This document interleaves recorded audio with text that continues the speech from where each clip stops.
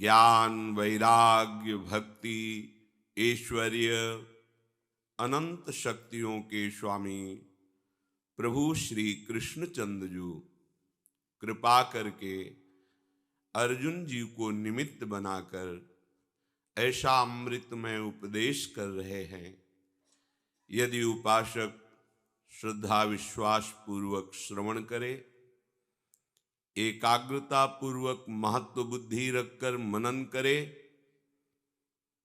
और अपने आचरण में उतार ले, जीवन बना ले, धारणा बना ले, तो इसी जन्म में परमहंसों के द्वारा जो प्राप्त महासुख है वो उसको प्राप्त कर ले। अपने साधन बल में इतनी सामर्थ्य नहीं कि संचित कर्मों को हम भस्म कर सके, क्योंकि हमारा प्रकृति से तदात्म हो चुका है। हम जो भी साधना करते हैं प्रकृति को लेके करते हैं, इसलिए उसमें इतनी सामर्थ्य नहीं कि हमारे जमा अनेक जन्मों के शुभ अशुभ कर्मों को विध्वंस कर सके। इसलिए हमें ये जानना होगा कि हमारा स्वरूप क्या है और प्रकृति का स्वरूप क्या है। श्री भगवान यही कृपा करके वर्णन करते हैं कि ये जो पृथ्वी, जल, तेज, वायु, आकाश, ये पंच महाभूत, तो इसमें इनकी तन्मात्राएं भी जुड़ जाती हैं, शब्द, स्पर्श, रूप, रस, गंध। यह है स्थूल जगत, स्थूल शरीर। प्रभु ने कहा जो आंतरिक सूक्ष्म शरीर में प्रधान है वो है बुद्धि, मन और अहंकार। मनन वृत्ति होने के कारण उसे चित्त कहा गया। ये 8 प्रकार की प्रकृति, पंच महाभूत, मन, बुद्धि, अहंकार, इसी से संपूर्ण स्थूल सूक्ष्म कारण जगत की रचना हुई है। और इस प्रकृति में जो आकर्षण है, चैतन्यता है, वो परमात्मा का ही स्वरूप है। उसके बिना इसका अस्तित्व ही नहीं है। जैसे जितने भी आभूषण हैं उनका अस्तित्व स्वर्ण है, ऐसे ही प्रकृति का जो भी है उसका मूलाधार, उसका परम कारण, उसका अस्तित्व श्री भगवान है। ये जो जीव है इसकी जीव संज्ञा तभी हुई जब उसने प्रकृति में तदात्म कर लिया। बहुत ध्यान देने योग्य विषय है ये। प्रकृति में तदात्म हो जाना ये हमारी दुर्गति का कारण हो गया। जो हमारा स्वरूप है वो अखंड आनंद है। कभी भी कोई भी विघ्न हमारे तक पहुंच ही नहीं सकता। कोई अस्त्र शस्त्र मंत्र शाप वरदान कोई हमारे तक नहीं पहुंच सकता। अक्लेद्य अशोष्य अदा है हमारा स्वरूप है। नैनम छिन्नन्ति शस्त्राणि नैनम दहाति पावकः न चैनम क्लेदयन्त्यापो न शोष्यति मारुतः। क्योंकि ये प्रकृति के हैं, इनका प्रहार प्रकृति तक ही है और मैं प्रकृति नहीं है, ये परमात्म स्वरूप है। जो जीव कहा गया देहाभिमान के कारण कहा गया, नहीं वही परमात्मा एकोहम बहुश्यामः, मैं एक बहुत रूपों में हो जाऊं ऐसा संकल्प बना और वो अनंत रूपों में प्रकाशित हो गया। आपका जो स्वरूप है वो भगवत स्वरूप है। आप जो विषयों में भटक रहे हैं, नाना प्रकार की योनियों का ना चाहते हुए बंधन दुख क्लेश अशांति भोग रहे हैं, उसका कारण आपका प्रकृति के प्रति तदात्म भाव है। इस तदात्म भाव को मिटाना ही होता है, चाहे कर्मयोग से, चाहे ज्ञान योग से, चाहे अष्टांग योग से या भक्ति योग से। बिना इसे मिटाए ना कोई ज्ञानी होता है, ना कोई योगी होता है, ना कोई शांति को प्राप्त होता है। फिर प्रेम तो बहुत ऊंची बात है। हाँ, इसके मिटाने की अलग अलग प्रक्रियाएं हैं, साधन हैं। साधन वो भी पवित्र होने के लिए। पवित्र होते ही अंतःकरण, आप इससे विलग हो जाएंगे। जो विलग हैं ऐसा अनुभव हो जाएगा। चाहे आप भक्ति से चले तो थे बचन मिथुन मुख निसरत, सुनि सुनि देह दशा किन भूलो। प्रियालाल देखो कैसे शोभा से युक्त होकर रास में अद्भुत सुख बरसा रहे हैं। इनके वचन सुनो और आसक्त हो जाओ तो देह भाव नष्ट हो जाएगा। अर्थात रास विलास से भरे हुए पदों का गायन करो। पद गायन करते करते तुम्हारा हृदय पवित्र होगा और पद की लीला झलकने लगेगी। ये लीला जो ही प्रकट होगी, तुम स्थूल सूक्ष्म कारण तीनों से मुक्त हो जाओगे। ऐसे ही अष्टांग योगी प्राणों को वश में करके, मन का निरोध करके परमात्म स्वरूप के चिंतन में तन्मय हुआ। स्थूल सूक्ष्म कारण ये विस्मृत हो गया। केवल वही सर्वात्मा प्रभु, उसी में चित्त डूब गया। ज्ञानी स्थूल सूक्ष्म कारण को मिथ्या मान करके अपने स्वरूप में स्थित हो जाता है। भूल गया देह शुद्धि। चाहे वो ज्ञानी हो, चाहे भक्त हो, चाहे प्रेमी हो, जब तक देह भाव है तब तक बंधा हुआ है। ये जो मैं है, अपना स्वरूप है, ये न भगवान का रचा हुआ है, न प्रकृति की रचना है। ये स्वयं ही है। उसे चाहे जिस भाव में ले लो। आप जिस शरीर में जाते हैं उसी में तदात्म करके अपने को मान लेते हैं। मैं स्त्री हूं, मैं पुरुष हूं, मैं अमुक हूं। मैं नहीं है। मैं का कोई रूप नहीं है। ये जितने रूप हैं ये सब प्रकृति के हैं। इसमें तदात्म होने के कारण आपकी दुर्गति हो रही है। इसी तदात्म को मिटाना है। श्री भगवान का साक्षात ये अंश है। अंश जो है वो भगवत स्वरूप ही है, कहने मात्र को है। अब देखो इसमें एकोहम बहुश्यामा, मैं बहुत रूपों में हो जाऊं तो आप कहेंगे भगवान ही सब अंशों में प्रकट हो गए हैं। तो अंश शब्द समझाने के लिए है। वस्तुतः वो ही वो है। जब सब में है तो यहां भी है। सब समय है तो इस समय भी है। सब रूपों में है तो इस रूप में भी है। बस समझना है। हमारी समझ प्रकृति में तदात्म होने के कारण बहुत हीन हो चुकी है। बहुत हीन हो चुकी है।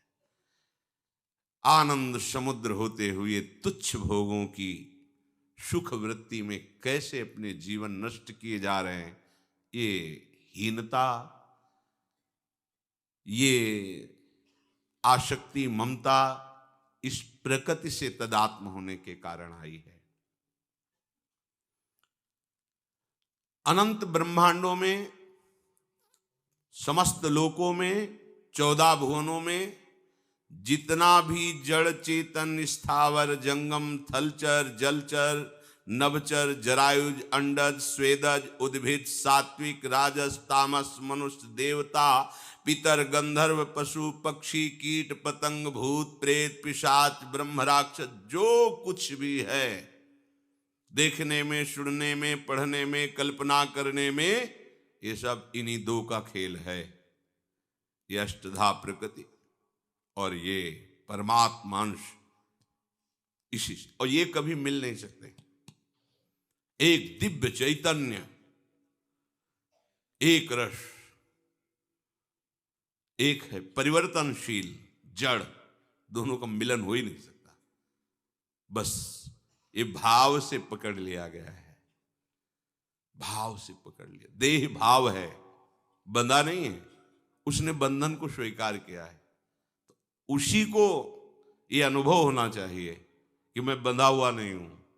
दूसरा लाख समझाए नहीं समझ पाएगा उसी को। बहुत हे बुद्धि हो गई है, बहुत नीच प्रवृत्ति हो गई है इस प्रकृति का चिंतन करते करते। प्रकृति का भोक्ता बनते बनते हमारी ऐसी स्थिति हो गई है, हम क्षुद्र व्यसनों को नहीं त्याग पाते। हम क्षुद्र छोटी छोटी बातों में फिसले हुए हैं। आपका स्वरूप किसी साधना से बढ़ता नहीं है, किसी असाधन से घटता नहीं है। वो एक रस है, नित्य है, अचल है, उसमें कोई परिवर्तन। कूट है, कूटस्थ। कैसे हम फंस रहे हैं? शब्द, स्पर्श, रूप, रस, गंध, ये पंचभूतों की तन्मात्रा है। पंचभूत ये शरीर है, और इस शरीर को मैं मान करके बस हमारी सब दुर्गति का कारण ही बन गया। अब ये केवल प्रवचन सुनने और करने से नहीं हटने वाला है। जो भी आप देख रहे हैं, सुन रहे हैं, पढ़ रहे हैं, जितना चराचर है ये दो के संयोग से है, और इस दो में वही है, वही, तीसरा कोई नहीं है। दो में वही है, वही अपरा प्रकृति और वही परा प्रकृति। पर इसे समझने के लिए एक को मिथ्या साबित करना होगा आपको। मैं को तो आप मिथ्या कर ही नहीं सकते। हर स्थिति में मैं हूं ऐसा बोध सबको होता रहता है, को कोई मिटा नहीं सकता। मैं हूं, ये जो बोध हो रहा है, चाहे जागृत में हो, चाहे स्वप्न में हो, चाहे सुषुप्ति में, मैं बहुत अच्छा सोया, मैं उस समय भी जागृत था। केवल अंतःकरण की वृत्तियां घोर तमोगुण में चले जाने के कारण वो निद्रा अवस्था या मूर्छा अवस्था को प्राप्त होती है। स्वरूप में कोई अंतर नहीं होता इन अवस्थाओं से। इसीलिए जो स्वरूप में स्थित है वो तुरीय अवस्था का महापुरुष कहा जाता है, जीवन मुक्त कहा जाता है। भक्ति को आप खिलवाड़ न समझिए। प्रेम रस की झलक पाने के पहले ये स्थिति आ जाती है, शांत रस है। भाव की प्रबलता में पहुंचने के लिए इस प्रपंच से ऊपर उठना होगा। जैसी हरिवंश प्रपंच बंच सब ये काल ब्याल को खायो। ये विषयी वृत्ति के लिए बहुत पहाड़ जैसा दिखता है, लेकिन जिसका लक्ष्य भगवत प्राप्ति हो गया है। हम निंदा स्तुति करते भटकते रहते हैं। अमुक ने हमें ऐसा कहा, अमुक ने हमें निकाल दिया, अमुक ने हमें स्वीकार किया, वो बड़ा अच्छा, वो बहुत बुरा। ये उपासक की वृत्ति नहीं है। प्रपंचातीत होने के लिए आपने लक्ष्य बनाया है, तो प्रपंच को क्यों स्वीकार करते हो? आप अपने स्वरूप निष्ठा में, अपनी भगवत निष्ठा में हैं।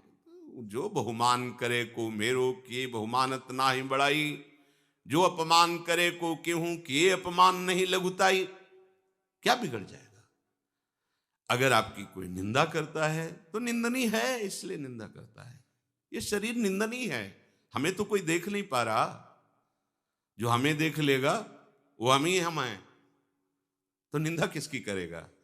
अर्थात जो स्वरूप का परिचय प्राप्त कर चुका है, तो मेरा स्वरूप और उसका स्वरूप दो नहीं है। संपूर्ण अनंत ब्रह्मांडों में एक ही आत्म तत्व है। उसकी निंदा की नहीं जा सकती, उसकी निंदा की ही नहीं जा सकती। और पंचभूतों से रचित शरीर, ये अष्टधा प्रकृति, ये निकृष्ट है, इसी की निंदा होती है। अगर आपके शरीर की निंदा हो रही है तो कौन सी बड़ी बात है, तो निंदनीय है ही है। स्वरूप की कोई निंदा कर ही नहीं सकता है। वहां तक वाणी की पहुंच ही नहीं हो तो अनुभोगम में भजे जी संता, फिर परेशानी किस बात की है? सारी चर्चा गुण अवगुणों की है। ये सब प्रकृति के अंतर्गत है। कहीं गुण का प्रकाश है, कहीं अवगुण का। हमें इससे क्या तात्पर्य? हमको तो प्रकृति के संबंध से ही रहित होना है। पर बड़ा मुश्किल होता है। जब कोई शरीर को लक्ष्य करके निंदा करता है तो आग लग जाती है। क्यों? क्योंकि प्रकृति से तदात्म है, इसको मैं मान लिया है। ये बड़ी ऊंचाई तक कसौटी होगी।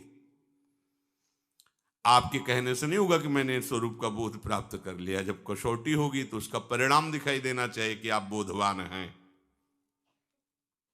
तुल्य निंदा स्तुति समलोष्टास्म कांचना, मान स्पर्श न कर जाए, मोह की कहीं गंध नहीं, निर्माण अमोहा, किसी भी संग का आपके ऊपर रंग न चढ़े।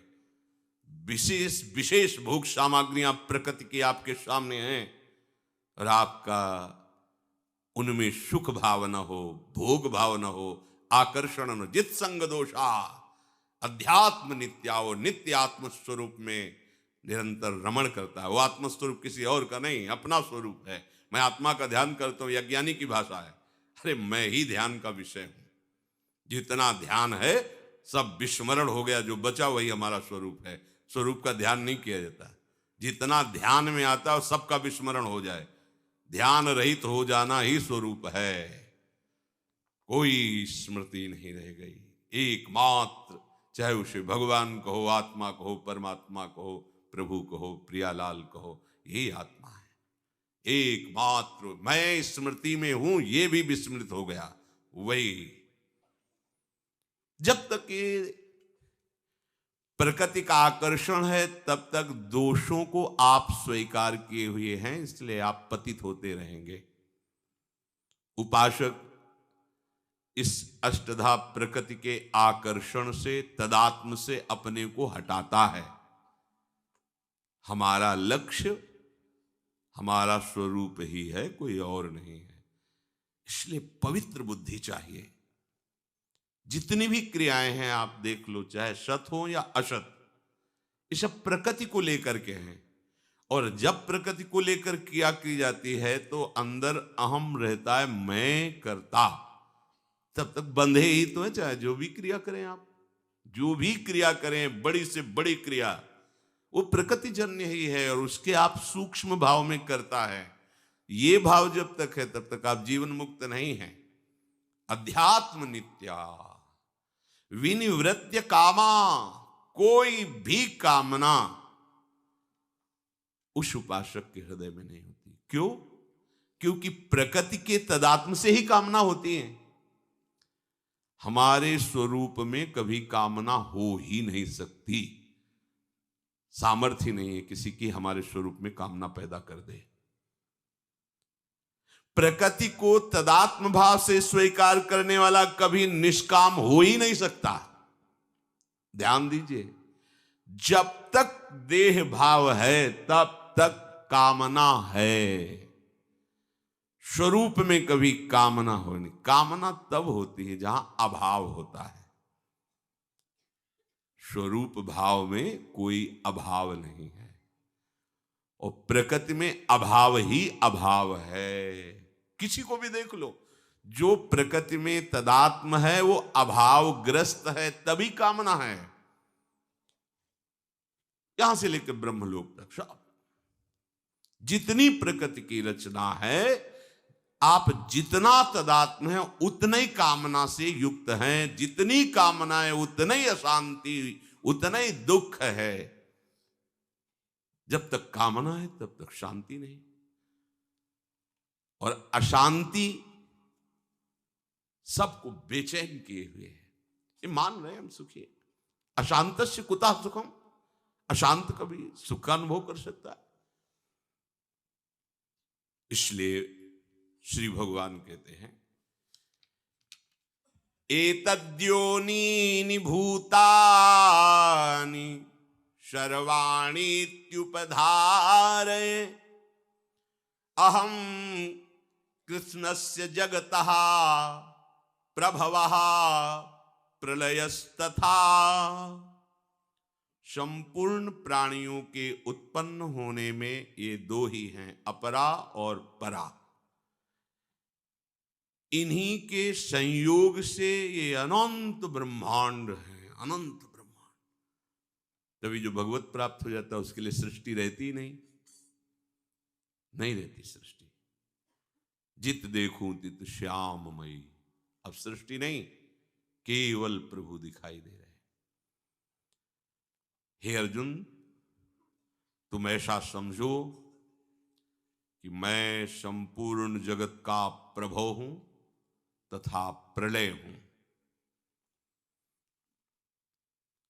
जैसे कुम्हार मिट्टी, चाक, बर्तन, बड़ा भेद है। कुम्हार अलग धातु है, चाक अलग है, मिट्टी अलग है, फिर वो पात्र बनता है। इस पूरी सृष्टि में प्रभु ही बनाने वाले हैं, प्रभु ही बनने वाले हैं। प्रभु के सिवा कोई नहीं, दूसरा कुछ नहीं। ये प्रकृति भी परमात्मा है, पर जब तक इसका त्याग नहीं करेंगे तब तक आपको ये अनुभव में नहीं आएगा। जैसे सब जगह प्रभु हैं, ये बात जानने के लिए पहले सब जगह से आपको हटना होगा, वैराग्य धारण करना होगा। नहीं तो फिर क्या है, आप भोगों में रमण कर रहे हैं, भगवान भगवान में रमण कर रहे हैं, सब में हम में भगवान, आप में भगवान, भगवान भगवान में रमण कर रहे हैं। फिर हटने की जरूरत क्या है? तो फिर नरक भी भगवान है, दुर्गति भी भगवान है, नाना प्रकार के क्लेश अशांति भी भगवान है। आप कहोगे भगवान नरक कैसे हो सकते हैं? तो जब बनने वाले जितने कुछ है वो सब भगवान ही है, बनाने वाले भगवान, तो बनने वाले भगवान, तो जो भी त्रिगुणात्मिका प्रकृति में रचा गया वो सब भगवान ही तो है ना। फिर ये अशांति, दुख, क्लेश की परंपरा कभी नष्ट नहीं होगी। और इसी को नष्ट करने के लिए मनुष्य शरीर मिला है। तो सब में भगवान है, ये बात जानने के लिए पहले सबसे हटना होगा। इसी को कहते हैं वैराग्यवान। इसी को ध्रुवदास जी ने कहा, जगते भयो फिरे बैरागी। पहले हटना होगा। बिना हटे यदि आप ऐसी बात कहते हैं तो बात बनेगी नहीं। आपका राग, आपकी आसक्ति, आपकी ममता प्रकृति में रहेगी और ऊपर से आप ब्रह्म ज्ञान की बात करेंगे। जब तक आपको अनुभव नहीं होगा तब तक आपकी क्लेश, अशांति, जन्म मृत्यु परंपरा नहीं हटने वाली। इसलिए जगते भयो फिरे बैरागी। सब प्रपंच का त्याग करो, सब प्रपंच का। बाहर ज्यादा बुद्धि दौड़ाने की जरूरत नहीं। यही सब प्रपंच है जो आप शरीर देख रहे हैं, जो आपका मन है, जो आपका स्वभाव है। इसी प्रपंच से हमें ऊपर उठना है। महापुरुषों ने कहा, मन, शरीर और वाणी, इनके व्यापार पर तुम्हें दृष्टि रखनी है। मन पर तुम्हें, व्यापार माने होता है उनकी क्रियाओं पर, उनकी चेष्टाओं पर। मन पर तुम्हें यह दृष्टि रखनी है कि आपने जो निश्चय किया है उससे बिलग इसका मनन ना होने पावे। ये भगवत प्राप्ति के उपासकों के लिए है। उपासक को त्रिगुणात्मिका माया से ममत्व हटाने के लिए, तदात्म भाव हटाने के लिए इन तीन पर दृष्टि रखना होगा, मन, शरीर और वाणी। मन के व्यापार पर दृष्टि। आपका लक्ष्य श्यामा श्याम, जिनको योगियों ने परमात्मा कहा, ज्ञानियों ने ब्रह्म कहा, भक्तों ने भगवान कहा, वही हमारे लाडले युगल सरकार लाडली लाल हैं, प्यारी जू प्यारे जू हैं। हमारे मन की गति यदि इनसे हटकर कहीं और वस्तु, व्यक्ति, स्थान में जाती है, ये हमारे लिए बहुत घातक होगी। निष्किंचन इंद्री दमन, रमा रमण इकतार, तुलसी ऐसे संत जन बिरले या संसार। राग द्वेष दोनों खोइए, खोजिए पद निर्वाण, नानक कहे पथ कठिन है, कोई कोई गुरुमुख जान। मनमुख नहीं। सबसे पहली उपासक की दृष्टि मन पर होनी चाहिए। उसे अंतर्मुखी उपासक कहते हैं। हमारी दृष्टि बाहर व्यक्ति पर होती है, वस्तु पर होती, पदार्थ पर होती है, देह में होती है। उसने ऐसा कहा, उसने, ये बहुत घटिया बात है। अरे हमें संपूर्ण प्रपंच का त्याग करना है, गुण दोष युक्त संपूर्ण प्रपंच। तात सुनहु माया कृत गुण और दोष अनेक, गुण या उभय न देखी, देखी सो अविवेक। ये अविवेकी जनों का संग त्याग देना चाहिए। जहां गुण दोष की चर्चा, निंदा स्तुति की चर्चा, मान अपमान की बातें, ये बहुत निकृष्ट बातें। हमें इस ऊंचाई पर पहुंचना है। हम इन बातों पे लगे रहेंगे तो प्रकृति से तदात्म नहीं हट पाएगा। पूज्यपाद सिउड़िया बाबा जी महाराज एक बार गंगा के किनारे प्रभुदत्त ब्रह्मचारी जी और बड़े बड़े महाजनों ने संतों को निमंत्रित किया था, और एक भक्त गोष्ठी, संत गोष्ठी, बड़े बड़े महापुरुष आकर, बाबा तो ब्रह्म स्वरूप विराजमान, तो एक महापुरुष ज्ञान मार्ग का उपदेश करने वाले और बड़े ही भारत के सम्माननीय थे। वो जब उनको अवसर मिला बोलने का तो उन्होंने सीधे बाबा की बुराइयां बाबा के सामने ही शुरू कर दी। हे सन्यासी होकर हरि बाबा को रोकते नहीं हैं, सबसे प्रणों का उच्चारण करवाते हैं, वेद विरुद्ध आचरण करवाते हैं और अपने को सन्यासी मानते हैं, ऐसा वैसा। वो बड़ा क्या होता है कि ये जो मत्सरता होती है, जब तक भगवत साक्षात्कार नहीं होता तब तक ये बनी रहती है। मेरे से ऐसा मत्सरता का सहज पहचान है, जब किसी की बड़ाई आपके सामने होने लगे और आप में एक जलन सी होने लगे यहाँ ये तो, अब फिर आप उसकी कुछ हेयता वर्णन करने लगे, समझ लेना आपको मत्सरता का रोग हो गया है। बाबा वैसे शांत, आधा घंटा तक वो यही सब।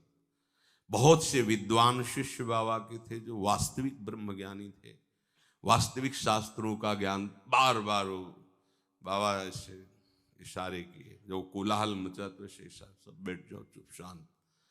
जब सभा संपन्न हुई, बाबा गए तो कुटिया में जाकर बहुत से जो शिष्य थे समर्पित, बाबा क्यों रोक दिया, 1 मिनट में इसकी जुबान बंद कर देते।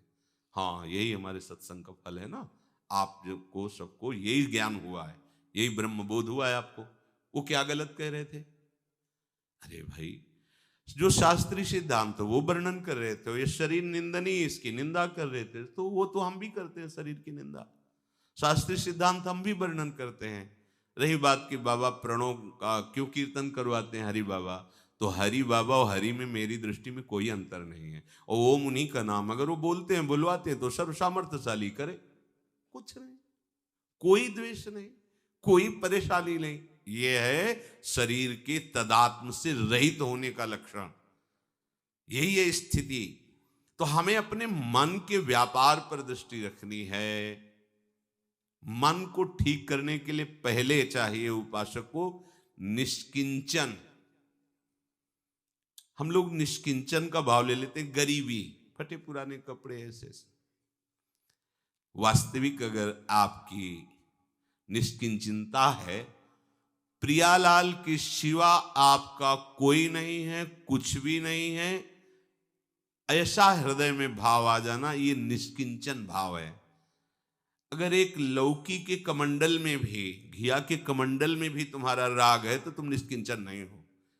एक पर्णकुटी में, एक लंगोटी में भी राग है तो तुम नहीं हो। चक्रवर्ती सम्राट महाराज अम्बरीश, सावई मनः कृष्णो पदा, कहां है मन की वृत्ति? कृष्ण में। तो कौन है? बोले निष्किंचन भक्त हैं। राग प्रभु के चरणारविंद की तरफ जाता है तो अनुराग कहलाता है, और संसार की तरफ जाता है तो वही मोह, आसक्ति, राग आदि कहा जाता है।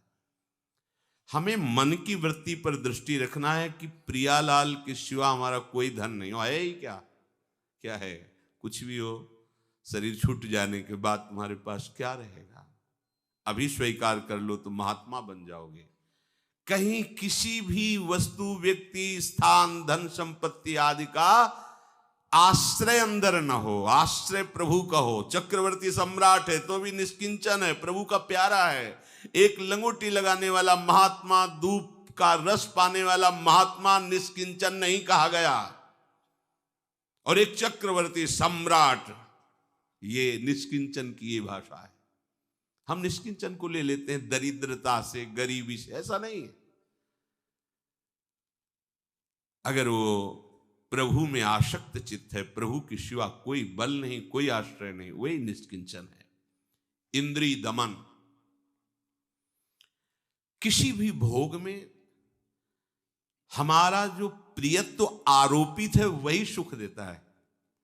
एक वस्तु दूसरे को दी जाए जिसका आरोप उसमें सुख ना हो, बिल्कुल उसको सुख नहीं मिलेगा। किसी भी वस्तु में सुख नहीं है, उसका जो सुखद भाव हो वो हमारी स्वीकृति है। सच्ची मानना ये अंदर की बात है, अध्यात्म की बात है। तभी विनिवृत्त कामा होंगे आप। किसी भी वस्तु में सुख नहीं है, किसी भी भोग में सुख नहीं है। जो आपको क्षणिक सुख लगता है वो आपकी स्वीकृति है। आपने चिंतन किया, भावना की, सुखद भावना, अब जब वो वस्तु मिलेगी तो आपको सुख लगेगा। और यदि आपके हृदय में उसका चिंतन ना होने पावे, फिर आप हमें बताओ कि कहां आपको सुख मिलेगा। भय के द्वारा भी ऐसी स्थिति आ सकती है। जैसे किसी को न्यायालय के द्वारा निश्चित कर दिया जाए अमुक तारीख को आपके इस अपराध का दंड मृत्यु दंड है, फांसी मिलेगी। अब उसको विश्व के सारे सुख दे दिए जाए, भोगो। आप अपना अनुभव लिखना कि किस भोग में क्या सुख है। वो एक भी भोग का सुख नहीं अनुभव कर पाएगा। क्यों? भय से उसका चिंतन फांसी के फंदे पर आ गया कि कल 12 बजे फांसी होगी, अब भोग लो जो कुछ। नहीं भोगते, अगर भोगे भी तो सुख नहीं। क्यों? कि उसका चिंतन। तो अगर सत्य सुख होता तो चिंतन कहीं भी वो सुख तो मिलेगा ना, है तो मिलेगा ना। है ही नहीं, आपके चिंतन से है, आपके चिंतन। भय से वो सुख रहित हो गया क्योंकि वहां सुख है ही नहीं। फिर विशुद्ध ज्ञान में कैसे तुम परमार्थ पथ के पथिक हो, भगवत प्रेम मार्ग के पथिक हो, तुम्हें भोगों में सुख कैसे अनुभव हो रहा है? इसका मतलब तुम्हारी अंतर्मुख वृत्ति नहीं है, तुम अपने मन पर दृष्टि नहीं रख रहे हो। तुम उस भोग का मनन करते हो, तभी तुम्हें उस भोग में सुख बुद्धि है। पक्की बात समझ लीजिए, भोगों में सुख नहीं। यदि मनन ना होने पावे, फिर हमें बता दो। संतों ने वमन बांतवत त्रिभुवन के सुखों का त्याग कर दिया। वमन, यहां तक वर्णन आया विष्ठावत, मलवत, है ही नहीं सुख। और हम भगवत मार्ग के पथिक होकर भोगों में। इंद्रिय दमन तभी हो सकता है जब आपका चिंतन न होने पाए। सच्ची मानिए, चिंतन, कोई गाढ़ विषय आप चिंतन करो, संसारिक, वो अमुक अमुक कार्य, आपको सुंदर भोजन दिया जाए और खीर से चीनी हटा दी जाए, सब्जी से नमक हटा दिया जाए, गाढ़ चिंतन हो, पूरा भोजन पा जाएंगे, आप निर्णय नहीं कर पाएंगे। आपसे तो आप कहोगे हमारा तो चिंतन समस्या वो थी, उसमें लगा हुआ। बिना चिंतन के कोई भी इंद्रिय कहीं भी त्रिभुवन में सुख का अनुभव नहीं कर सकती, भोग करने पर भी, क्योंकि उसमें नहीं है और भगवान नाम में है। तभी गोस्वामी जी लिख रहे हैं, भाव कुभाव अनख आलसहु नाम जपत। आपका भाव नहीं पड़ रहा नाम के प्रति, लेकिन आप जपिए, उसमें सुख है, आप कृतकृत्य हो जाएंगे, आपका मंगल हो जाएगा। भोगों में सुख नहीं है, आपको अनुभव होता केवल चिंतन के कारण। इसलिए उपासक को इंद्रिय दमन बनना चाहिए। और इंद्रिय दमन वही बन सकता है जो आगे शब्द लिखा है, रमा रमण एक तार, मनन एक तार होना चाहिए। एक जन्म दे दो श्यामा श्याम को, हटाओ ये सब प्रपंच, ये सब बातें हटाओ मन से, केवल श्यामा श्याम का चिंतन करो। जो चाहत है नित्य सुख और मन को विश्राम, हित ध्रुव हित सो भजत रो पल पल श्यामा श्याम, श्यामा श्याम। उपासक को प्रकृति के तदात्म से बचने के लिए मन पर दृष्टि रखनी चाहिए। क्या मन पर दृष्टि रखनी चाहिए? हमारा मन किन किन विषयों में जा रहा है। ये अपवित्र मनन तो नहीं कर रहा है, मत होने देना। अगर इस बात में हो कि मन के द्वारा सोचा हुआ पाप लगता नहीं है तो हम खूब मनमानी चिंतन करें तो गंदा तो हो रहा है ना। विषय चिंतन से मन गंदा हो रहा है, और मन गंदा हो रहा तो बुद्धि प्रभावित हो रही है, क्योंकि बुद्धि के अधीन मन नहीं है, मन के अधीन बुद्धि हो गई है। जिस दिन बुद्धि के अधीन मन हो जाएगा और बुद्धि प्रभु के चरणों, बस जीत जाओगे। बुद्धि प्रभावित हो रही है, आप नहीं रोक पाएंगे। यदि आपका मनन जिस विषय का हो रहा है और आपने उस समय उसमें बाधा नहीं पहुंचाई उसके मनन में और सहयोग कर दिया, तो क्रिया को तुम रोक नहीं पाओगे, तुम्हारी सामर्थ्य नहीं है। मनन ना होने पावे दृष्टि रखना, ये अध्यात्म की वार्ता है। इसीलिए बार बार करें, ये केवल भगवत प्राप्ति के लक्ष्य वाले उपासकों के लिए है। जिसने निश्चय कर लिया है इसी जन्म में भगवत साक्षात्कार करना है, और जिसको भगवत साक्षात्कार करना है उसको इस प्रकृति से तदात्म हटाना है, और इस प्रकृति की तरफ आकर्षण इन्हीं के द्वारा। मना कष्टान इंद्रियाणी प्रकृति स्थान कर्षति। मन इनका नेता है, इंद्रियों का मुखिया है, इसको संभालना है। क्या करना है? इस पर दृष्टि हर समय रखनी है। भोग का मनन न कर पावेंगे, स्फुरणा हुई। विरोध हमारे अंदर होना चाहिए। क्या विरोध? राधा राधा राधा, पद गायन, पद चिंतन, इसके मनन में विघ्न डाल दो। स्वाद न लेने पावे मनन का, आप जीत जाओगे। अंदर की बात समझो। जो लोग कहते हैं कि हमें भजन में मन नहीं लगता, तुम मन को सुख देने लगते हो विषय मनन में। उपासक का भी विषय मनन प्रारंभ होता है पूर्वाभ्यासवश, लेकिन उस मन को सुख नहीं भोगने देता। मनन में ही वो जलन पैदा कर देता, विघ्न डाल देता है। पद चिंतन, नाम चिंतन, सिद्धांत के वचनों को बार बार अंदर लाकर उस मनन में विघ्न डालता है। मन निराश हो जाता है, जलन पैदा कर देता है। हम मन को दुलार करने वाले बन रहे। इसका दुलार नहीं, इसका दुलार करोगे तो मरेगा नहीं, और इसका मरना हमारे लिए अमर होना है। इसको मारना पड़ेगा। मन ही मार तनहार के वृंदावन में गा, मन मारिया तन बस में कीना। बिना मन मारे तन बस में नहीं हो सकता। मन मारिया तन बस में किया तो हुआ भरम सब दूर। बाहर से कुछ दिखत नहीं, अंदर चमके नूर। आपो त्याग जगत में बैठे, नहीं किसी से काम। उनमें तो कुछ अंतर नहीं, संत कहो चाहे राम। जिस समय बिल्कुल एक क्रम है, आप मन पर दृष्टि रखेंगे और विषयों का मनन नहीं होने देंगे तो आपके शरीर में स्थिरता आने लगेगी, चंचलता शरीर की नष्ट होने लगेगी, एक गंभीरता, क्योंकि इसका तदात्म है। शरीर, मन, प्राण, इनका तदात्म है। शरीर की स्थिरता, आपका ब्रह्मचर्य ठीक हो जाएगा, आपके नेत्रों की चंचलता ठीक हो जाएगी, श्रवणेंद्रिय की बहिर्मुखता ठीक हो, मतलब पूरे के पूरे आप उपासक बन जाएंगे। केवल मन पर आपको मनन ना होने वाली बात रखनी है। वो जहां विषयों का मनन करे, रुको उसको। संयम शरीर में जागृत हो जाएगा, बहुत जरूरी है, बहुत जरूरी है। शरीर का संयम बहुत जरूरी है। शरीर का पवित्र होना, शरीर का एक सिद्धांत के अनुसार वर्ताव करना, ये मनमानी पशुता का आचरण उपासकों में नहीं होता है।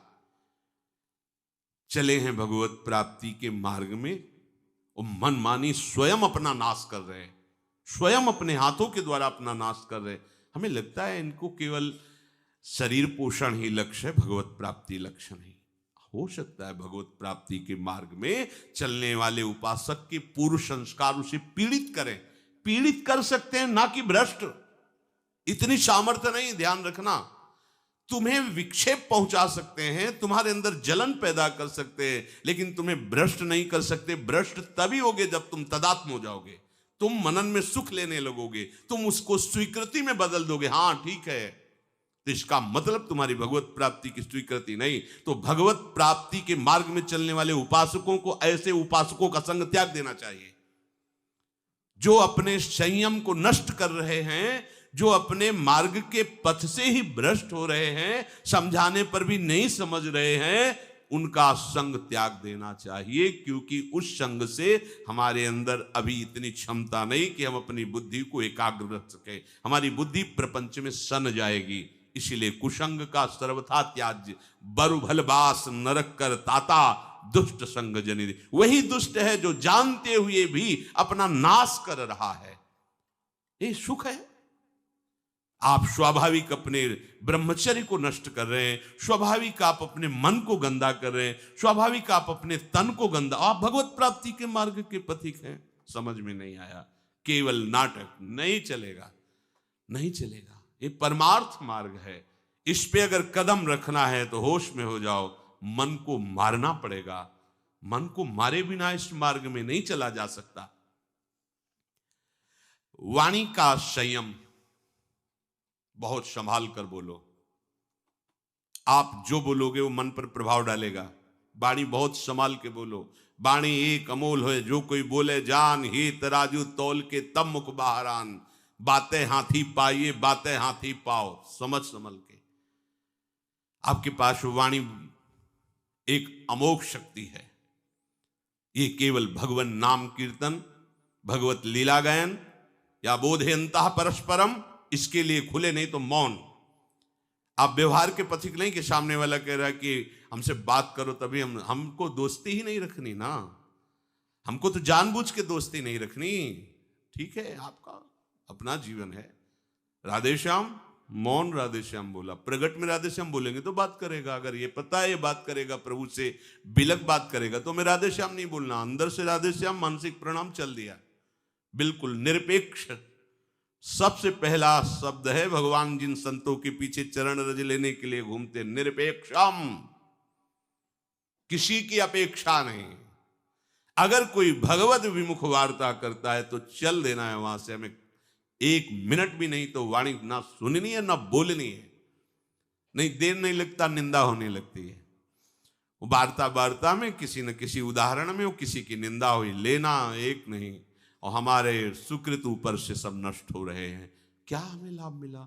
हम तो एक एक चीज संभाल के चल रहे हैं प्रभु के चरणों में समर्पित करने के लिए, और कुसंग हो गया तो हमारा पतन हो जाता है। शरीर वैसे तो प्रकृति का है, पर जब आप पवित्र आचरण करते हैं तो ये दिव्य होने लगता है। पार्थिव होते हुए भी ये शाश्वत हो जाता है। कितने ऐसे महापुरुष सदैव भगवान के धाम गए।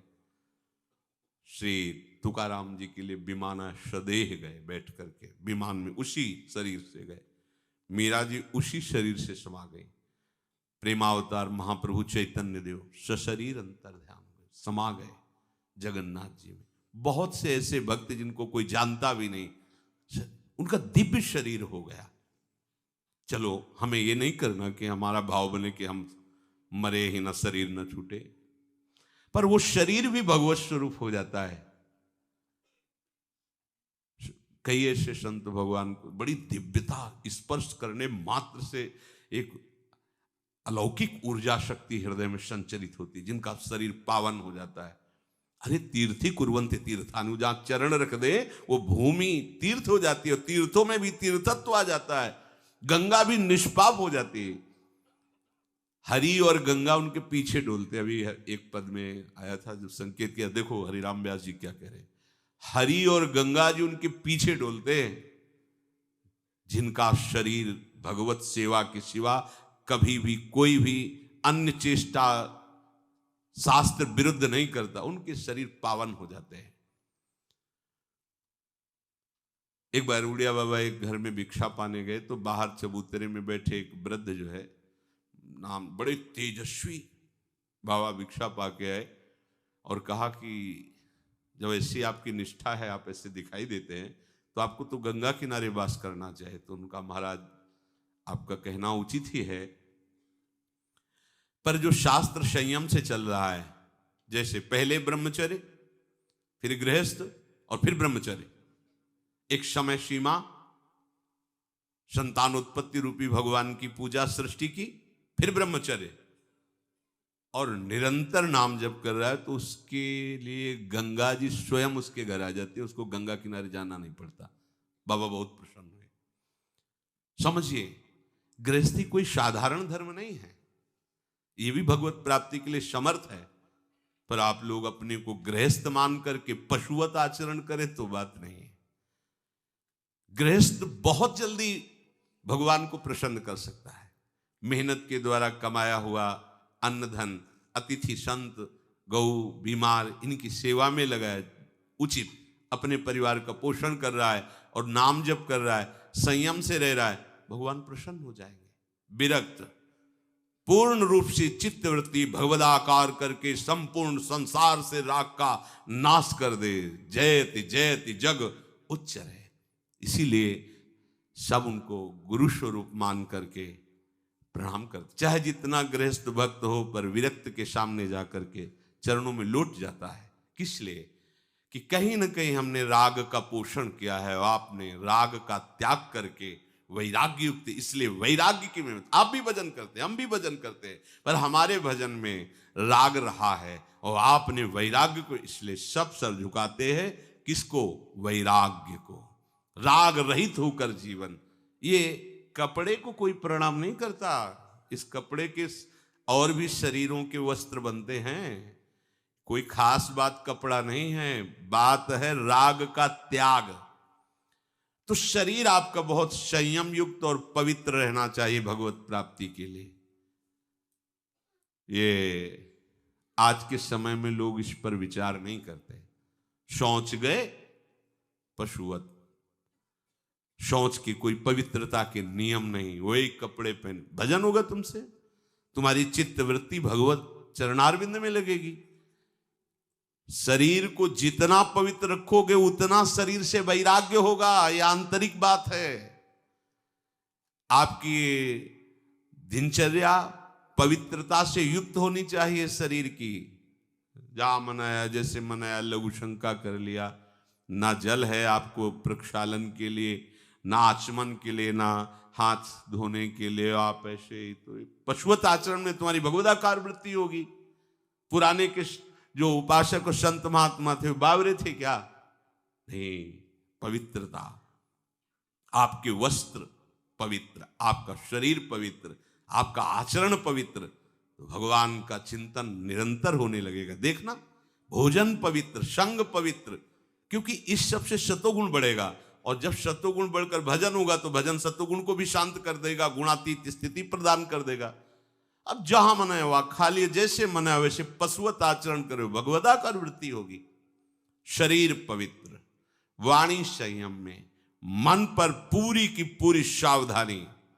इसलिए उपासक को फुर्सत कहां है बाहर की वार्ता करने के लिए? वो तो अपने ही चिंतन में है, अपने मन पर हर समय निगरानी रख रहा है। राग द्वेष दोनों खोइए, खोजिए पद निर्वाण, नानक कहे पथ कठिन है, कोई कोई गुरुमुख जान। मनमुख नहीं, गुरुमुख। कोई कोई गुरु कृपा पात्र इस बात को जानता है कि राग और द्वेष दोनों को छोड़ दे, ना किसी से राग ना किसी से द्वेष, वही आत्म स्वरूप को, वही अपने स्वरूप का परिचय प्राप्त कर पाता है। संपूर्ण प्रपंच से उदासीन दृष्टि रख करके, समस्त वासनाओं का क्षय करके जो संकल्प रहित होकर भजन करता है, वो इसी जन्म में जीते जी भगवत साक्षात्कार कर लेता है। फिर सुन लीजिए, संपूर्ण प्रपंच से उदासीन, उदासीन कहते हैं ना कोई मित्र है ना कोई शत्रु, राग द्वेष दोनों खोइए, न कोई अपना मित्र है, एक भी कोई शत्रु पूरी सृष्टि में नहीं है। हरिवंश नाम लीन जे, अजात शत्रु ते सदा, प्रपंच दंभ आदि दय ता कछु न पेखिए। एक भी अगर दुश्मन है तो लौटना पड़ेगा तुमको इस सृष्टि में, और एक भी मित्र है तो लौटना पड़ेगा। एक भी वस्तु में राग है तो आना पड़ेगा, एक भी वस्तु से द्वेष है तो तुम्हें आना पड़ेगा। सर्वम खलमिदम ब्रह्म वासुदेवा स्वरमित समात्मा सुदुर्लभा। विद्या विनय संपन्ने ब्राह्मणे गविहस्तनी स्वनी चयो सुपाके चा पंडिता समदर्शिना, सब रूपों में मेरा प्रीतम है, न राग न द्वेष, इसलिए उदासीन हो करके संपूर्ण सृष्टि से, संपूर्ण ये है विजय, समस्त वासनाओं का क्षय, कुछ भी भोगने की इच्छा ही नहीं रही, संकल्प रहित जीवन, निरंतर भजन, वो इसी जन्म में भगवत साक्षात्कार कर लेता है।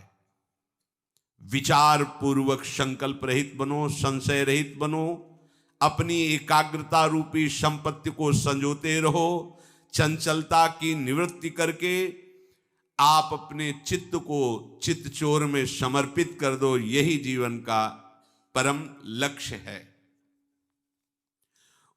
आपके इस लक्ष्य प्राप्ति में लय, विक्षेप, कषाय ये बहुत विघ्न पहुंचाते हैं।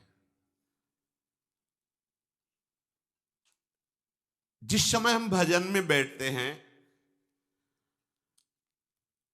तो हमारा लय होने लगता है तमोगुण में। जैसे सत्संग चल रहा है, वो तो बहुत सावधानी है, नहीं तो अभी आपको सत्संग के शब्द रोक के घूंटा भी सुनवा सकते हैं। ऐसे सुना, ये बहुत विक्षेप है भजन में। तमोगुण में अपने को लय मत होने दो, एक नींद का समय रखो, उतने के अलावा नींद नहीं आनी चाहिए। आप कह दो हम जान नहीं पाते, सो जाते हैं, ये उपासक ऐसे नहीं, ये तो विषयी पुरुषों का लक्षण है। हमने निश्चय किया, नहीं सुना, फिर नींद कैसे आ सकती है? हमारी स्वीकृति के बिना नींद आ जाएगी, हमारी स्वीकृति के बिना काम आ जाएगा, हमारी स्वीकृति के बिना क्रोध आ जाएगा। क्या समझा है आपने अपने को? क्या समझा है? यही तो दुर्दशा का कारण हो चुका है, जो आप इतने अधीन होते चले जा रहे हैं, इतने हे भाव को चले। आपकी स्वीकृति के बिना कुछ हो सकता है? कुछ नहीं हो सकता है। आप स्वीकृति न दें कि ये गलत है तो क्रोध ही नहीं आएगा। आप स्वीकृति न दें कि ये मेरा है तो ममता ही नहीं होगी। आप स्वीकृति न दें कि मैं पुरुष हूं तो भोग ही नहीं होगा। स्वीकृति आपकी स्वीकृति ही है। तो अति भोजन, ये खट्टी डकारें नहीं आनी चाहिए उपासक को। अरे कितना पाओगे? मलाई तो बनेगा, चर्बी बढ़ेगी, कितना पाओगे? पूरा जीवन होता गया पाते पाते, और रोज नए नए, फिर नया चाव, नई भूख, नई स्वाद दृष्टि। ये देखो सावधानी का है। अति भोजन विषयी पुरुष का लक्षण। शरीर पोषण के लिए अन्न डालना है। हाँ, किसी किसी की खुराक भी होती है, उसको अति भोजन में नहीं कह सकते। अब जैसे वजन ही है 30-35 किलो उसका, तो 1-2 रोटी खाएगा। अब 100 किलो वजन का शरीर है तो 10 रोटी तो भाई, अब उसको कह दो कि 1 रोटी तो नहीं चलेगा, उसको कह दो 10 रोटी तो भी नहीं चलेगा। शरीर की तो उस सबका तारतम्य नहीं मिलाना है। तो बहुत हल्का शरीर, बहुत ऐसे, अब वो अगर 10 पाता है तो वो अति भोजन होता है। लेकिन शरीर के अनुसार, जितने में आपको पाने के बाद यदि 1 घंटा बैठना पड़े तुरंत, तो आपको ये ना लगे कि आपका पेट भरा है। ऐसा उपासक को भोजन करना चाहिए। इससे आप लय से बच जाएंगे, जो हमें भजन में बाधा पहुंचाता है। ये लय, पहला तो अति भोजन, पकवान अति पा लेने पर फिर पाचन तंत्र पर प्रभाव पड़ता है, वो भजन नहीं होने देगा। और दूसरा है व्यर्थ चिंतन, ये लय के अंतर्गत ही आता है।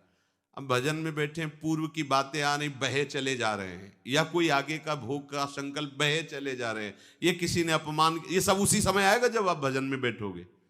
आप जब भजन में बैठोगे, भगवत चिंतन, ये उसी समय सब आएंगे, पूरा प्रपंच आएगा। पूर्व में किसी ने कोई कड़वी बात कह दी, अचानक जांचो उसने ऐसा कहा, फिर आपको ये लय सहना पड़ेगा। मन दे रहा है, आपको स्वीकार नहीं करनी है बातें। दूसरों के भजन की न्यूनता दिखाएगा। हम तो सुबह इतने बजे उठते हैं, वो तो सोता रहता है, और वो ऐसे माला लेके बातें कर, हम तो भजन करते हैं, वो ऐसा वो ऐसा। ये उस समय जब भजन कर रहे हैं, बहुत सावधान। और कोई नशा करना, बोले थोड़ी चना मटरा की तरह भांग चढ़ा लो तो बोले बढ़िया ध्यान लगता है। भैया सिद्धों के काम है, साधुकों के नहीं। आप इस चक्कर में न पड़ना। सिद्ध संतों की लीलाएं बड़ी विचित्र विचित्र होती है। 10 तोला संख्या जहर रोज पाते थे। उड़िया बाबा इस बात को देखने के लिए उनके पास गए और कहा महाराज हमने सुना 10 तोला संख्या पाते हैं। हाँ बोले आज हम आप पाते देखेंगे आपके। हाँ बोले हमारा तो रोज के नहीं, 4 बजे आ जाना, हम 4 बजे पीसते हैं। संख्या धतूरा। वो महाराज इतने में तो 25 आदमी मर जाएंगे। आप कैसे? बोले अभ्यास। पहले दिन एक बीज ऐसे रगड़ के चाटा था और धीरे धीरे 1 बीज, फिर 2 बीज, इतना। अब शंकर भगवान हलाल जहर, तो आप उनकी प्रसादी, धतूर का फल चढ़ता शंकर जी में, सेव का फल चढ़े तो प्रसाद रूप में धतूर खाओगे क्या? तो ये भी देखना है कि बड़े बड़े सिद्धों की अलग अलग लीलाएं रही। इछावर में एक फक्कड़ बाबा थे, मतलब इतनी सतुआ जैसे पाई जाती है, एक लंगोटी लगा, बड़े सिद्ध महापुरुष, बड़े सिद्ध महापुरुष, बड़े चमत्कार। साधक को ये सब नहीं करना चाहिए। आपको बिल्कुल कोई नशा नहीं, तमाकू नहीं, और ये जो दुनिया के जितने कोई भी नशा जिसकी याद आवे ऐसा कोई व्यसन आपको, रोटी ही दाल से काम चला लो आगे। नहीं तो आजकल ज्यादा सिद्धि इसी में चल रही कि हाँ थोड़ा सा लगा। एक संत भगवान को देखा वह समय तो हमें लगा बड़ा भजन है, गंगा किनारे भ्रमण, बड़े हम अंदर से मतलब बड़ा श्रद्धा बड़ी कि हर समय से शांत ऐसे एकदम। कहा महाराज आपकी तो वृत्ति देख के ही लगता है कि डूबे। बोले पिंड नहीं छूट रहा, अफीम खाते थे वही अभ्यास में। बोले पिंड नहीं छूट रहा, अब थोड़ी अफीम चढ़ा ली बस ऐसे बेटे। हमें लगा कि मतलब ऐसी बढ़िया उन्मनी अवस्था है, मतलब हर समय अचेत रहते हैं। भैया ये सिद्धि काम नहीं करेगी भगवत प्राप्ति में, ध्यान रखो। चैतन्य होकर युद्ध करना है और समस्त विकारों पर विजय प्राप्त करना है। कोई भी व्यसन उपासक के जीवन में नहीं होना चाहिए, तो लय से बच जाएगा। उसी को ध्यान कहते हैं, जो लय हमारे यहां भगवत प्राप्ति में बाधक कहा गया है। जैसे आप कोई नशा पाए, अब तो बोले तो बढ़िया यार, बड़ा मन, चूंकि उस समय मूर्छावस्था जैसी होती है ना, एकदम बेशुद्ध अवस्था, तो उसको देखो देखो इसमें पकड़ो एक बात, संसार का चिंतन छूटा, उसको आनंद लगता है। नाली में पड़ा है, दूसरे दिन फिर पिएगा। क्यों? क्योंकि वो ऐसे संसार का चिंतन छोड़ नहीं पाता। जहां वो पिया तो मूर्छा सी अंदर से आई, वो संसार का चिंतन उसको विश्राम सा मिलता है। शयन में, नींद में जो आपको विश्राम मिलता है ना, संसार का चिंतन छूटने का। खास बात समझो, ये संसार का चिंतन छोड़ने पर ऐसा लगता है। कोई भी नशा जितना संसार का चिंतन छुड़ाता है उतना प्रिय लगने लगता है। ये इसीलिए कहा गया सबसे बड़ा नशा नाम है। अगर आप नाम निरंतर जपो और जागृत में संसार का चिंतन न हो तो आप परमानंद में डूब जाओगे। तभी तो जिसको चस्का लग गया ना इस नशे का, नाम का, नहीं जो अभी एक परिवार आया था हमें परिचय, हर समय नाम, हर समय पूरा हम बार बार उनका स्मरण करके अंदर भाव धन्य है ऐसे ग्रह, हर समय वो नाम, पूरा परिवार लगकर। ये देखो, ये है जीवन, ये जीवन है। हम पूरे के पूरे समय हमें भगवान ने दिया है भजन के लिए, पूरा का पूरा जीवन दिया है, हम लोग प्रमाद करते हैं। देखो गृहस्थ है और नाम निरंतर, धन्य है वो गृहस्थ, धन्य है वो भूमि, धन्य है जहाँ ऐसे जन रहते हैं जिनकी जिह्वा से हर समय ना, उनको भगवान की विशेष कृपा प्राप्त है। और विशेष कृपा प्राप्त करने के लिए ये जरूरी है, जरूरी निरंतर विक्षेप। ये जो बार बार विषयों का चिंतन होता है, चिंतन के अनुसार क्रियाएं हो जाती हैं, भगवत प्राप्ति में बहुत बड़ा विक्षेप है। विषय चिंतन, विषय क्रिया, और इस विक्षेप को आप विक्षेप मानते ही नहीं है। नहीं तो आप क्यों करते हैं? माना स्फुरना हो सकती, पर आपसे क्रिया कैसे होती है? और जब क्रिया हो रही है तो आप साधक नहीं तो साधु समाज में फिर रहने लायक नहीं हो, बैठने लायक नहीं हो, संभाषण लायक नहीं हो। ये व्यवहार का मार्ग थोड़ी है, ये व्यवहार का मार्ग नहीं है, ये परमार्थ है। अगर आप प्रियालाल के प्रति समर्पित नहीं हो, आपके आचरण पवित्र नहीं है, आप आचरण पवित्र नहीं करना चाहते हो, आप चिदानंद तत्व में स्थित नहीं रहना चाहते हो, तो जिसने अपने सगे संबंधियों का त्याग कर दिया वो तुम्हारा कैसे साथ स्वीकार कर सकता है? सोचो, जिसने जो शरीर को पैदा करने वाले हैं, शरीर के सगे हैं, उनको तो ऐसे छोड़ दिया, फिर तुम्हें क्यों स्वीकार करेगा? तुम्हें तो इसीलिए स्वीकार किया ना कि तुम वास्तविक सगे हमारे हो, प्रियालाल से संबंध रखते हो, विषय निर्विकारता की तरफ आगे बढ़ रहे हो, तो स्वागत है आपका हमारे सगे संबंधी हो, आप हमारे स्नेही हो। नाते नेह राम के मनियत सुहद सुसेव्य जहालो, अंजन कहाँ आंख जो फूटे, बहुतक कहो कहा लो। वो अंजन किस काम का जो आंख फोड़ दे, वो मित्र किस काम का, वो शिष्य किस काम का, वो संग किस काम का, जिसके चिंतन में हमें प्रियालाल ना दिखाई दे, जिसके आचरण में प्रियालाल के प्रति समर्पण ना दिखाई दे, किस बात का मित्र? बहुत सावधान। विक्षेप से मुक्त होने के लिए अनात्म पदार्थों का चिंतन, उनके भोग की वृत्ति, उनमें सत्यत्व बुद्धि, सुख बुद्धि, इसका त्याग करना होता है। कषाय, मन के भोगों के चिंतन में लगने पर जब हम उसको हटाते हैं तो वो हमें क्लेश देता है, जो इस क्लेश को ना सह करके मन के अनुसार चल देता है उसे कषाय कहते हैं। प्रायः कोई बिरला ही सूरवीर होता है जो इस बात को सह पाता है। बाहर की लाठी के प्रहार को सहा जा सकता है, लेकिन मन की मार को केवल महात्मा सह सकता है, दूसरा नहीं। इतनी मार देता है कि अपने हाथ से फांसी लगा लेता है आदमी, अपने हाथ से जहर खा लेता है, लेकिन मन की मार नहीं सह पाता, और उसी को जो सह जाता है वो महात्मा होता है, इसलिए जगत बंदनी होता है वो। मन की मार को सह जाना ये बहुत बड़ी बात है। मन जहां नचाता है वैसे पूरी सृष्टि नाच रही है, और मन को जो प्रभु के चरणों में नचा देता है उसे महात्मा कहते हैं। और नाम में सामर्थ्य है, ये सामर्थ्य आप में जागृत नाम करेगा। भोगों से हटाने में जो क्लेश होता है, उस क्लेश को मन तुम्हारे हृदय में पैदा करेगा, उसको सहो। यम ही न व्यथयन्ते ते पुरुषम पुरुषर्षभ, हे पुरुषों में श्रेष्ठ अर्जुन, जो इस मन के द्वारा दी हुई व्यथा से व्यथित नहीं होता, वो परम पद का अधिकारी होता है। ये अंदर बैठा लिए बात, ये अंदर बैठालने की है। और जो उस मन की जलन को मिटाने के लिए मन पर दया करके उसकी आज्ञा के अनुसार बर्ताव करता है, वो भगवत प्राप्ति से विमुख हो जाता है। ये मन बहुत थोड़ी देर तो यार मनोरंजन चाहिए ना, हाँ यही तो चाह रहा है वो, थोड़ी देर दो, पूरी सामग्री 24 घंटे के लिए जमा कर लेगा।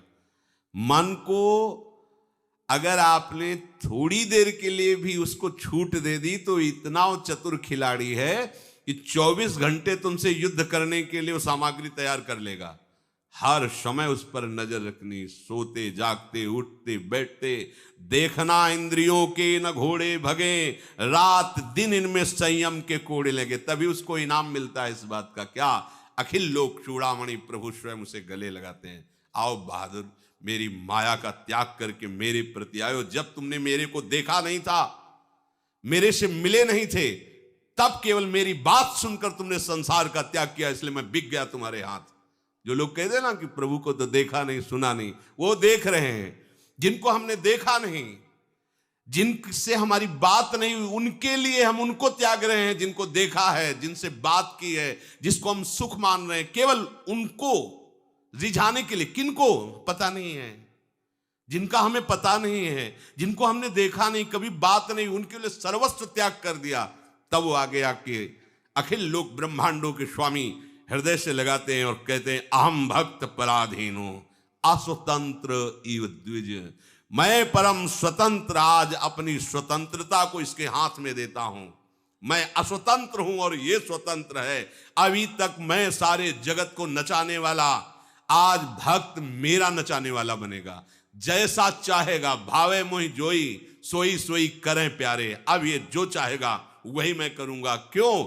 सबसे ज्यादा प्रभु इस बात पे रीझ गए कि इसने मुझे देखा नहीं था, केवल मेरी बात पे, मेरी बात सुनकर इसने सब सुखों को त्याग कर दिया, इसलिए प्रभु रीझ जाते हैं। एक एक आपकी वृत्ति देख रहे हैं प्रभु, एक एक चाल देख रहे हैं। ऐसा मत सोचिए कि जीवन हमने त्याग में व्यतीत किया, मुझे क्या मिला, परिणाम देखना। आजान बाहो, प्रभु तुम्हें गले से लगाते मिलेंगे। और ये शरीर छूटने के बाद नहीं, शरीर में रहते हुए। ये भ्रम छोड़ दो कि मरने के बाद ही प्रभु मिलते हैं, नहीं, ये आपकी तन्मयता। अगर नहीं रही, कुछ चूक रही, तो फिर शरीर छूटने के बाद वो सारी चूक मिटा करके प्रभु से स्वीकार, अगर जीते जी आप ऐसे हो गए तो फिर आपकी शिकायत मिट जाएगी कि प्रभु मिले नहीं। नहीं नहीं, बहुत कृपाल हैं और ऐसे प्यारे हैं कि करोड़ प्राण हो तो न्यौछावर, उनका अपनापन जैसा है वैसा कहीं त्रिभुवन में किसी से नहीं मिला। बस वो थोड़ी जरूरत यही है कि एक बार समेट लो मन को, और आप समेट सकते हैं। ऐसा नहीं है, आप समेट सकते हैं, आप कुछ भी कर सकते हैं, आप कुछ भी कर सकते हैं। अरे आप कोई और नहीं है, बस आप ही आप हैं। बस कैसी भूल हो गई, आप सब कुछ कर सकते हैं। आप जो सोचते हैं कि मेरे में सामर्थ्य नहीं, वो आप शरीर को लेके बात कर रहे हैं। स्वरूप के लेके बात करेंगे ना तो आप कुछ भी कर सकते हैं। आप महान से महान पदवी को, और आप नीच से नीच योनियों में जा सकते हैं। इसलिए सावधान हो जाइए, अपने हृदय को भगवत चिंतन में ऐसा तन्मय कर दो कि शरीर और शरीर के विलास की स्मृति ही नष्ट हो जाए।